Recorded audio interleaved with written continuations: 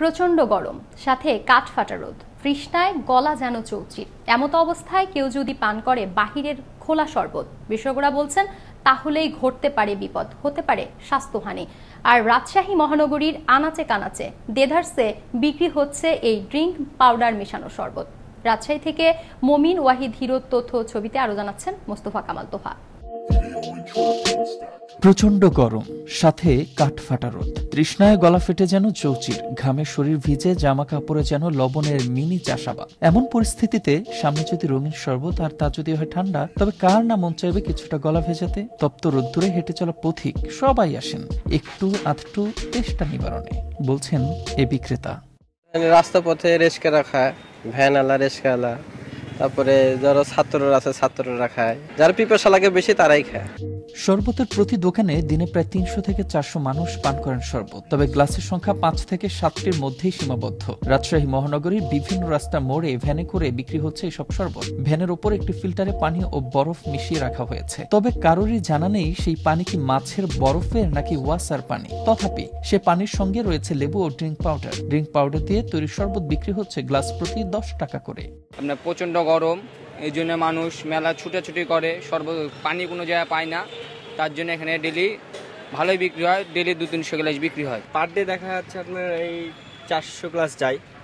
আর স্টুডেন্টটাই বেশি আসে আমাদের এখানে, কারণ স্টুডেন্টের ব্যবসা, ক্যাম্পাস। রোদের তাপদাহে একটু স্বস্তি পাওয়ার আশাতেই এই শরবত পান করছেন তারা। ক্লাস করছি, এতক্ষণ পরীক্ষা দিলাম, এরপর আইসা এখন একটু ঠান্ডা, যেহেতু শরবতটা অনেক ঠান্ডা, এই জন্য খাইলাম, তৃপ্তি পাইলাম। আসলে চিনি এবং লবণ যেগুলো আছে, যেটা আমাদের লবণ যেটা বের হয়ে যাচ্ছে ঘামের মাধ্যমে, সেটার একটা পরিপূর্ণতা এনে দেয়। এদিকে খোলা পরিবেশের এই শরবত পানে রয়েছে ডায়রিয়ার মতো অসুখ হওয়ার আশঙ্কা, বলছেন এ বিশেষজ্ঞ। দেখুন যে আপনি মাঝে মাঝে আমাদের দেশে যখন খুব গরম পড়ে, মানুষ যখন বাইরে খোলা খাবারগুলি খায়, এরকম শরবতগুলি খায়, তখন দেখবেন যে ডায়রিয়ার একটা আউটব্রেক হয়, আপনার টাইফয়েড হতে পারে। এবং আমরা যে খুব কনসার্ন যে আমাদের দেশে হেপাটাইটিস বি সংখ্যা বাড়তেছে, তার অন্যতম কারণ হচ্ছে এই যে শরবতগুলি তৈরি করে, এখান থেকে কিন্তু এটা বেশিরভাগ সময় হয়। বিশেষ করে দেখবেন যে আখের রস বিক্রি করে, ওদের যে প্রস্তুত প্রণালী বা যেভাবে আপনারা পরিষ্কার করে, যদি খেয়াল করেন দেখবেন যে ওইভাবে পরিষ্কার করে না কখনোই, ওইখান থেকে কিন্তু বেশিরভাগ সময় হেপাটাইটিস বিটা কিন্তু ছড়ায়। অপরদিকে জেলার এই সিভিল সার্জন জানালেন, এমন পানীয় পানে মারাত্মক ক্ষতি হতে পারে কিডনির, তাই গরমে বাসা থেকে ফুটানো ও বিশুদ্ধ পানি সাথে রাখার পরামর্শ তার। গরম পড়লে আপনি বাসা থেকে আপনি ফুটানো পানি বা বিশুদ্ধ পানি সাথে রাখতে পারেন, সেটা আপনি খেতে পারেন। কিন্তু বাইরের রাস্তার যে পানীয় বিক্রিগুলি হচ্ছে, এগুলি কখনই খাওয়া ঠিক হবে না।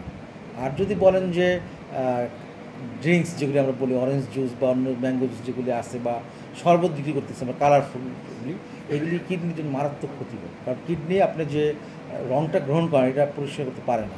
এ বিষয়ে জনসাধারণের মাঝে তৈরি করতে হবে সচেতনতা, যাতে সাময়িক তৃষ্ণা মেটাতে গিয়ে ভবিষ্যতে বড় ধরনের স্বাস্থ্য ঝুঁকিতে না পড়তে হয় কারো। মোস্তফা কামাল তোহা, আনন্দ টিভি, ন্যাশনাল ডেস্ক।